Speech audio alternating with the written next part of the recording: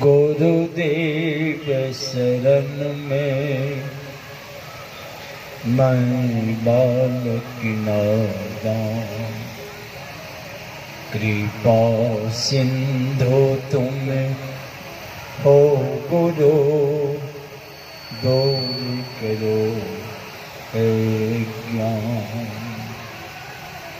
कृपा सिंधु तुम हो गुरु, दूर करो है ज्ञान। सद्गुण संपन्न समस्त महात्मा गण को सत सत नमन है। नमन है सद्य गुणों के प्यारे सज्जनों को, माताओं और बहनों को भी हार्दिक नमन है।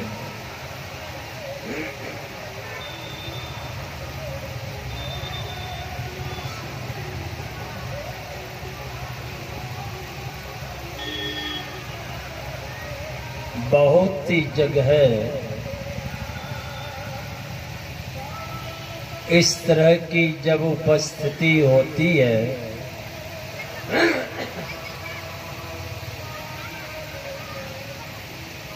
तो अनपढ़ की बात तो छोड़िए, पढ़े लिखे लोगों के अंदर भी शंका खड़ी हो जाती है और पूछते हैं कि यहाँ क्या हो रहा है।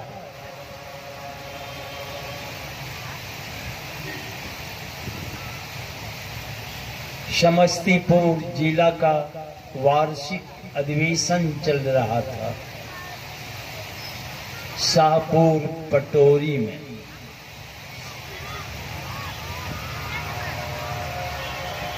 बहुत दिनों की बात है, शाहपुर पटोरी में सत्संगी नहीं थे।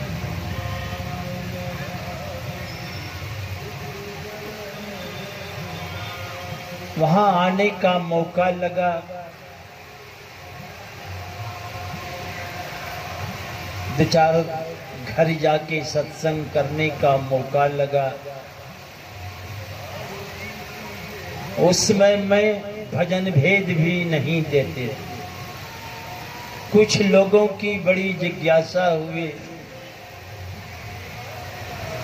कि भजन भेद लेंगे, तो मैं 10 आदमी को ले गए। कहा मनियारपुर में अखिल भारतीय महाधिवेशन होने वाला था। कितना बरस हो गया? 87 ईस्वी में। तो वहां 10 आदमी को भजन भेद बाबा बतलाए। फिर शाहपुर पटोरी में जिला अधिवेशन का कार्यक्रम हुआ। एक सज्जन आए और मुझसे पूछने लगे कि बाबा यहाँ क्या हो रहा है? तो मैंने कहा कि यहाँ संत मत का सत्संग हो रहा है। इतना कहना था कि वे खिलखिला के हंसते हुए क्या बोलते हैं, इस संत मत कहां से आ गया? तो मैंने कहा आपको पता नहीं है? तो क्या ये कहां से आ गया? तो फिर मैंने पूछा आप क्या काम करते हैं? तो वे सज्जन कहे कि मैं कॉलेज में पढ़ाता हूँ। भाई क्या पढ़ाते हैं? तो वे हिंदी साहित्य पढ़ाया करते थे। तो मुझे बड़ा आश्चर्य हुआ, क्या ये संत साहित्य का अध्ययन मनन किए हैं कि नहीं किए हैं?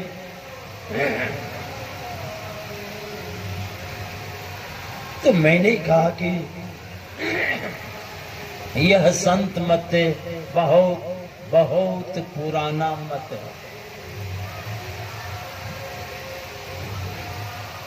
एक बार मैं अयोध्या जी जा रहे, वाराणसी प्लेटफार्म पर गाड़ी खड़ी थी, जाके बैठे, मुझे जाना था अयोध्या जी। जब गाड़ी खुल गई तो मैं झड़ोखा के पास जाके खड़ा हो गया। तो अगल बगल जो यात्रीगण थे मुझसे पूछते हैं कि बाबा आप किस अखाड़ा में रहते हैं।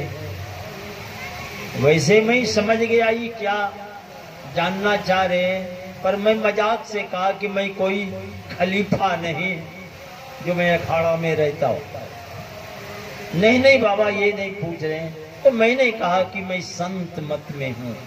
इतना कहना था कि दो चार जो थे बैठे सब ठठा के हंसते हुए कहते ही संत मत कहां से आ गया। तो मैंने कहा आप लोग कहाँ के रहने वाले हैं। तो कहा कि हम लोग अयोध्या जी के रहने वाले हैं। बोले आप लोग अयोध्या जी में रहते हैं और संत मत का पता नहीं है, नहीं कहां से आ गया।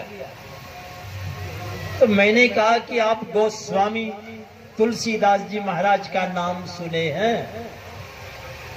अब अयोध्या वासी वाले नहीं जाने तो और कौन जानेगा। कहा कि हाँ हाँ। तो मैंने कहा कि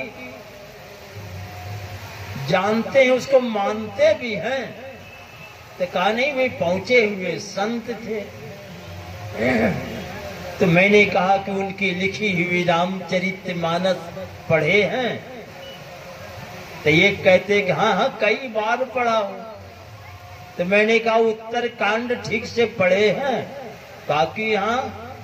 तो उसी में तो इसका उत्तर है। उत्तर कांड में गोस्वामी तुलसीदास जी महाराज कहते हैं यहाँ न पक्षपात कछु राखो, वेद पुराण संत मत भाखो।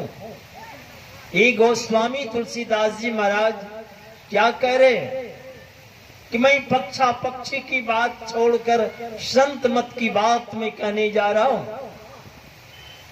और आप लोग कहते ही संत मत कहां से आ गया है।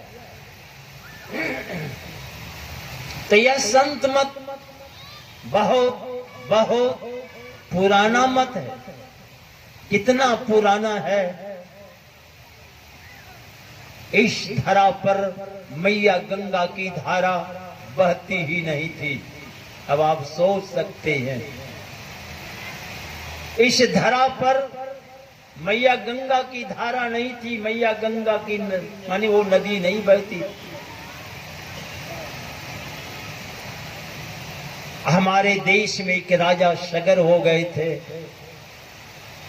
वे यज्ञ का अनुष्ठान किए और अंत में घोड़ा को छोड़े। अब घोड़ा को छोड़े हैं, जिस जिस राज्य होके गुजरेगा वो घोड़ा। अगर आप में ताकत है, हिम्मत है तो पकड़ो। अब पकड़ने का माने क्या है, जम करके तब लड़ाई होगी। ये तो शक्ति परीक्षण की बात है। और राजा सगर के 60,000 पुत्र उस घोड़ा की रक्षा में हैं। और कौन पकड़े घोड़ा। भगवान इंद्र को डर लग गया कहीं इसका यज्ञ सफल हो गया तो मेरी गद्दी न छीनी जाए। तो भगवान इंद्र चुपके से घोड़ा को लेकर फरार हो गए, भाग गए। अब राजा सगर के सारे पुत्र खोज रही घोड़ा कहां चला गया। और भगवान इंद्र घोड़ा को लेकर कहां चले गए। बंगाल। बंगाल में कहा, जहां प्रत्येक 14 जनवरी को लाखों लाख लोग वहां जाते हैं। गंगा सागर मेला के नाम से प्रसिद्ध है। तो उस समय मैया गंगा की धारा ही नहीं थी। तो गंगा और सागर की बात कहां। भगवान इंद्र घोड़ा को लेकर चले गए और एक महात्मा आंख बंद कर ध्यान में बैठे थे। तो इंद्र भगवान उन्हीं के बगल में घोड़ा छोड़ के चले गए। क्यों छोड़ के चले गए? भगवान इंद्र जानते थे कि ये जो बैठा हुआ है आंख बंद करिए बाबा, ये कोई साधारण नहीं है, ये तो थर्मल प्लांट बैठा हुआ है। थर्मल प्लांट समझते हैं, जहां हजारों मेगावाट बिजली पैदा की जाती है। तो इंद्र भगवान उनको थर्मल प्लांट समझ के बगल में घोड़ा छोड़ के चले गए। और राजा सगर के सारे पुत्र खोजते खोजते खोजते परेशान हो गए। घोड़ा कहाँ चला गया? धरती के भीतर जहां हुआ बहुत जगह खोजा, खोजते हुए अंत में पहुंच गए वहां। तो देखा क्या कि आंख बंद कर बैठा है एक महात्मा जी और घोड़ा बगल में है। तो फिर घोड़ा यहाँ कैसे आया? लगता यही बाबा जी चोर है, घोड़ा चुरा के लाया है और बाबा जी का भेष बना के बैठा हुआ है, मारो इसको। लगे गाली गलौज करने, अब शब्द कहने लग गए। अब 60,000 हैं राजा सगर के पुत्र। जोरों से जो आवाज हुई, वे महात्मा की जैसे दृष्टि खुलती है कि राजा सगर के 60,000 पुत्र जल करके वहीं राख हो गए, राख। हमारे वेदांत के ऋषि कहते हैं आधार चक्र महसा विद्युत पुंज संप्रभा। इस शरीर के अंदर अद्भुत अद्भुत क्षमता है। भगवान शंकर की भी तीसरी नेत्र खुलने पर क्या हुआ? कामदेव भी जल गए। आपके शरीर के अंदर ये सारी क्षमता मौजूद है, पर गुरु वाक्य ना लग देते। बिना गुरु से कुछ हाथ लगने उगने वाला नहीं है। तो राजा सगर के सारे पुत्र जल के भस्म हो गए। अब उनके खानदान के लोगों को बड़ी चिंता हुई। जाके हाथ जोड़कर लगे प्रार्थना करने, इसका उद्धार कल्याण कैसे होगा। वे महात्मा थे कपिल मुनि। उन्होंने कहा कि गंगा की धारा को यहाँ तक ले आओ तो इसका उद्धार कल्याण होगा। और मैया गंगा की धारा पृथ्वी पर थी ही नहीं।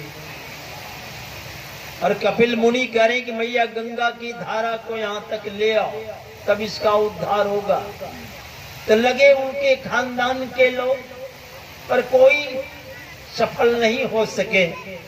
लगे अंशुमान, वे भी विफल हो गए, सफल नहीं हुए। आ गए दिलीप, वे भी घोर तपस्या किए, सफल नहीं हो पाए।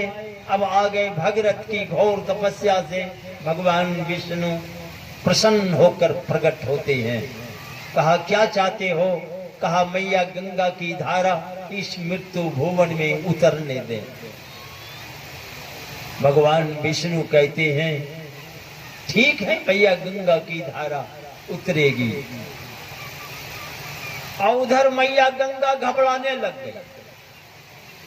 क्यों घबराने लगी? मैया गंगा क्या कहने लगी कि मैं जाऊंगी मृत्यु भुवन, अब हाँ पापी लोग स्नान करेगा, हमारा क्या होगा। माने इस मृत्यु भुवन में पापियों का अड्डा बहुत दिनों से है। अभी तो मैया गंगा की धारा उतरी नहीं है। भगवान विष्णु कह रहे हैं भगीरथ जी से कि गंगा की धारा उतरेगी। और उधर मैया गंगा घबरा रही है कि मैं जाऊंगी, वहां पापी लोग स्नान करेगा, फिर हमारा क्या होगा। तो भगवान विष्णु क्या कहते हैं सुन लीजिए। भगवान विष्णु कहते हैं मैया गंगा से तुम घबराओ नहीं, वहां मृत्यु भुवन में ऐसे ऐसे संतों का निवास है, चरण का स्पर्श होते सब पाप तुम्हारा कट जाएगा, इसलिए घबराओ नहीं। एक तो पाप हारनी मैया की गंगा की धारा को लोग मानते हैं, और मैया गंगा की भी पाप को हरने की क्षमता संतों के चरणों में है। अभी तो आई नहीं है धारा, मैया गंगा घबरा रही है। भगवान विष्णु ढाढ़स दे रहे मैया गंगा को कि तुम घबराओ नहीं, चिंता मत करो, यहाँ मृत्यु भुवन में ऐसे ऐसे संतों का निवास है। चरण का स्पर्श होते सब पाप कट जाएगा। तो संतों के चरणों में कितनी क्षमता है। वही मैया गंगा की धारा जब उतरेगी तो मैया गंगा कहने लगी, संभालेगा कौन धारा को, ये तो धरती को फोड़ती हुई पाताल चली जाएगी। अरे छत पर से जो पानी भी गिरता है, बारिश होती है तो नीचे में गड्ढा हो जाता है, नहीं तो लोग उसी का पत्थर वगैरह धर देते।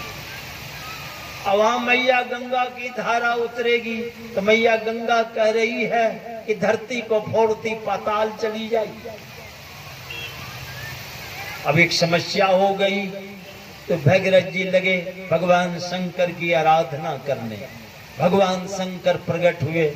भगवान शंकर कहते हैं, कहो क्या क्या बात है। कहा मैया गंगा की धारा उतरेगी तो मैया गंगा कहती है, संभालेगा कौन, ये तो धरती को फोड़ती पाताल चली जाएगी। भगवान शंकर कहते हैं, कह दो मैया गंगा को, धारा उतरेगी हमारे सर पर। अब मैया गंगा सोच रही है इसकी भी खोपड़ी को तोड़ती फोड़ती चली जाएगी पाताल। अब मैया गंगा को भी पता नहीं है कि कैसी खोपड़ी है जोगियों के पास। अब भगवान शंकर कहते हैं, कह दो मैया गंगा को, धारा उतरेगी हमारे सर पर। अब मैया गंगा की धारा जब उतरी तो भगवान शंकर जो जटा को फैलाए तो धारा उसी जटा में खो गई। हजारों वर्षों तक धारा उसी जटा में घूमती रह गई, निकल नहीं पाई। मैया गंगा समझ गई कहां के मैं फंस गई। बहुत दिनों की बात है, अब तो देख रहे हैं ना, 12 ना तो हमारा प्लॉट खत्म है। सर का माल था घुंघरेला, एक दिन मच्छर उसमें फंस गया, चिल्ला रहा है, निकल नहीं पा रहा है। मुझे लगा कि ऐसे ही मैया गंगा जाके फंस गई होगी जटा में, भगवान शंकर की जटा में, निकल नहीं पाई।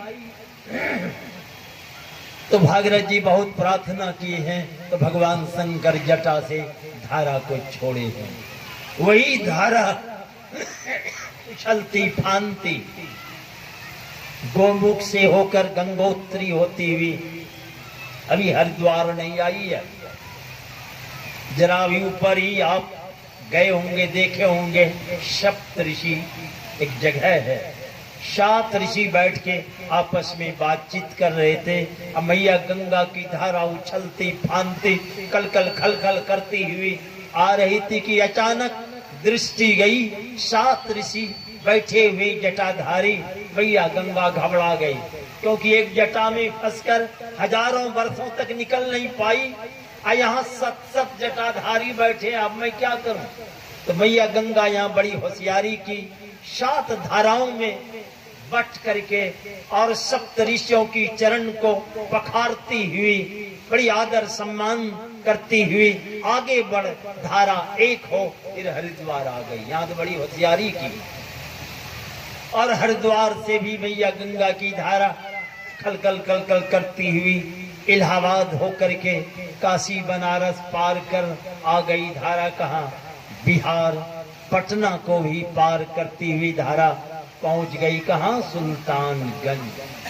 जो आज भी लाखों लाख लोग जाते हैं सुल्तानगंज, गंगा स्नान कर जल भर कर कामर उठाते हैं और पैदल। अब झारखंड में है देवघर, वहां लोग जाते हैं जल चढ़ाने। तो उस समय मैया गंगा तो थी नहीं, अभी तो मैया गंगा आ ही रही है। पहुंच गई सुल्तानगंज। एक ऋषि अपनी कुटिया में आराम कर रहे थे कि अचानक जो मैया गंगा की धारा आई अब कुटिया की खंभा और तुम्बा सब लिए आगे बढ़ गई। खुट्टा खंभा सब उखड़ गई कुटिया की। ऋषि उठ के बैठ गए, भाई एक किधर से आ गई, उठाए और पी गए। मैया गंगा चली गई पेट में, अब पेटे में घूम रही है, घूमती रह गई, निकल नहीं पाई। जटा में तो लगता है कुछ कसर रह गया होगा, पेट में आगे सब कसर सफर गया, निकल नहीं पाई। तो भगीरथ जी बहुत हाथ जोड़ प्रार्थना किए हैं। तो ऋषि सोचने लगे मुंह से निकालना तो ठीक नहीं होगा, तो जांग चीर के धारा को छोड़े हैं। और उस जगह भी जो गांव है जंगीरा गांव, वे ऋषि थे जहनु ऋषि, जो मैया गंगा को उठा के पी गए। और वही धारा आगे बढ़ती हुई पहुंच गई बंगाल, और गंगा की धारा जो सागर में गिरी, तो गंगा और सागर वही मिलन स्थली पर प्रत्येक साल 14 जनवरी को लाखों लाख लोग की उपस्थिति होती है वहां भी। मुझे भी मौका लगा। लोग कहते हैं कि सब तीर्थ बार बार, गंगा सागर एक के बार। माने सब तीर्थों में आप घूमते रहिए, जो पुण्य मिलेगा गंगा सागर जाइए, सब पुण्य एक ही बार आपको मिल जाएगा समस्त तीर्थों में का। श्री सद्गुरु महाराज की जय। ये लोग तीर्थ जाने के लिए तैयार हो।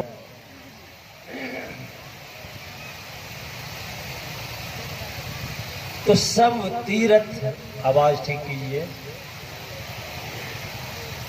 गल्ला हमारा भी कुछ सही नहीं है, आवाज जरा बोल कीजिए।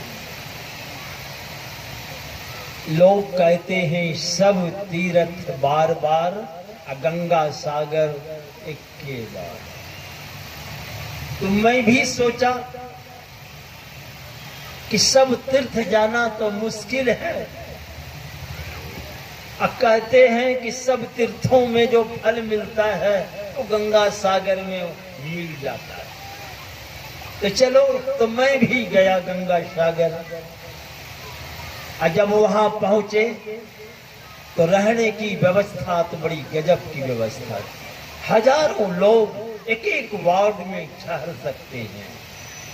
ऊपर पत्ता की छावनी और दीवार जो है, जिसको कि हम लोग टटिया भी बोलते हैं, नहीं वो भी पटपरी, एक घास पौधा है, घास के ये उसी की टट्टी बनी हुई, और नीचे पुआल बिछा दिए गए थे। तो मुझे लगा कि हजारों हजार लोग यहाँ हैं, ये सत्संगी गण है यहाँ। तो चलो, बीड़ी पीने वाले की संख्या नहीं के मान, ऐसे कोई आ जाते तो भले बीड़ी बीड़ी खैनी खाने वाले, पर आए सत्संगी तो संकल्प लिए हैं कि बीड़ी खैनी ताड़ी दारू गांजा भांग नहीं खाना है। और वहां तो सब तरह के लोग, मुझे लगा कहीं आग लग जाए तो बड़ी समस्या खड़ी होगी। तो मैं टटिया में हाथ घुसाया, तो हाथ तो घुस गया, ऐसे फैलाए तो मुझे लगा कि कोई दिक्कत नहीं है भागने उगने में भी। टटिया फाड़ते जाओ, निकलते जाओ। क्या हुआ, सुबह सुबह आग लग गई। भीषण आग की लपट जब उठी, लोग जो भड़के, वो तो भड़के जो लोग उसमें जो गिर गए, वो क्या उठेगा। हड्डी पसली सब टूट गई, हजारों लोग जल गए।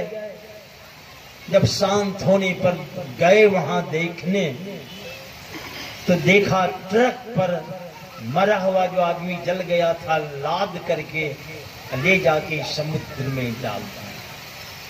और दूसरे दिन क्या पढ़ते अखबार में कि 18 आदमी मरा है, मैंने 18 दिया, उस पर 2 सुन्ना गायब। मुझे लगा कि ठीक कहते हैं लोग कि सब तीर्थ बार बार आई, सब जो मर के चले गए अब फिर दोबारा तो आएगा नहीं, तो सब तीर्थ बार बार, इन लोगों के लिए ये के बार, ये स्थिति होती है। हमारा कहने का अभिप्राय है कि गंगा की धारा इस धरा पर उतरी नहीं थी, उसके पहले से ही संतों का अवतरण था। जब से संतों का अवतरण है तब से संत मत है। संतों की राय, विचार, सलाह, मत को ही संत मत कहते हैं। यहाँ हम सब लोग बैठे हैं, कोई व्यक्ति विशेष के नाम पर इसका प्रचार प्रसार नहीं होता है। हमारे परमाराध्य गुरुदेव की यह पावन रूप देख लीजिए, जो महर्षि में ही परमहंस जी महाराज के नाम से लोग जानते हैं। क्या यह में ही मत है? नहीं, हमारे गुरु महाराज समस्त संतों की राय विचार से सहमत होकर दृढ़ता पूर्वक कहने की कृपा की, संत मता बिनु गति नहीं, सुनो सकल दे कान, जो चाहो उद्धार को बनो संत संतान। अगर उद्धार चाहते हो, कल्याण चाहते हो, तो ऐसे संतों के चरणों में अपने को समर्पित करें। गुरु महाराज की अभी बड़ी चमत्कारिक बात आप सुन रहे थे, पर संत बनते कैसे हैं? हमारे वेदांत के ऋषि कहते हैं, भिद्यते हृदय ग्रंथ